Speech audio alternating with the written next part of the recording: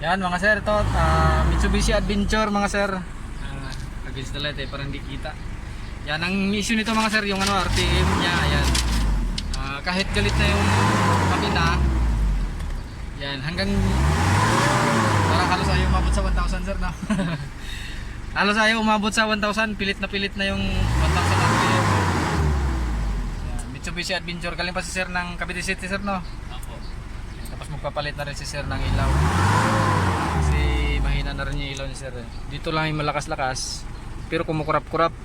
Dito naman wala na sir, no? Ito may mahina dito sa RPM. Yan. Gawin natin ito mga sir. Yan mga sir, ito na yung panilgis ng Mitsubishi Adventure.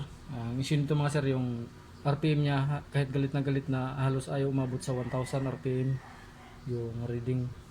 Tapos magpapalit siya sir ng ilaw din. Tapos ito mga sir, nabuksan na pala ito dati. Yan. Ito, napansin ko dito, wala nang mga bulb tong mga holder. Yan. Yung mga yan. Ito. Yan, wala nang bulb. Ito wala rin bulb. Pero may wire papunta doon sa loob.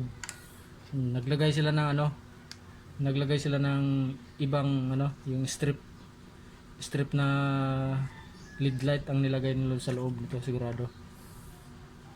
Yan. Tapos hindi na pantay yung liwanag. Dito na lang yung maliwanag, dito kumukurap-kurap. Dito wala na rin sa RPM, wala na liwanag. Dito na lang sa gitna ang may liwanag. Yan. Ibalik natin sa original yung ilaw nito mga sir. Palitan natin to. Tanggalin na natin tong nilagay nila kung ano nun sa loob.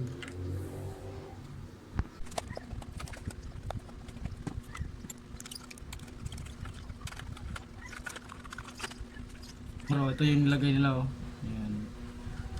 Ayan. Lusaw na yung iba Hindi naman kasi ito dapat ito yung nilagay. Dapat original. Kung ano yung tinanggal nila dito, dapat yun lang din ang pinalitan. Naglagay-lagay pa ng ganito. Nakakasunog yan mga sir Yan nalusaw nga Nag-init. Lusaw na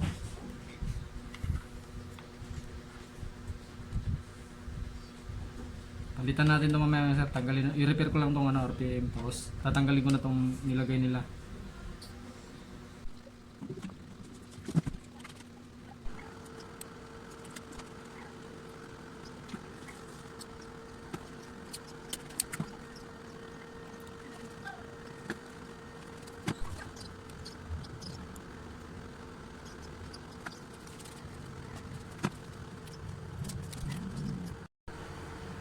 Yan, okay na to mga sir. I-assemble ko lang to para testing na sa unit. Tsaka papalitan na rin yung yung backlight nito.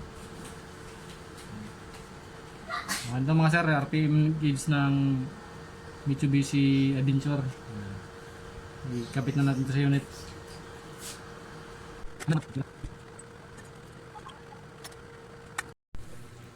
Yan mga sir, ito na.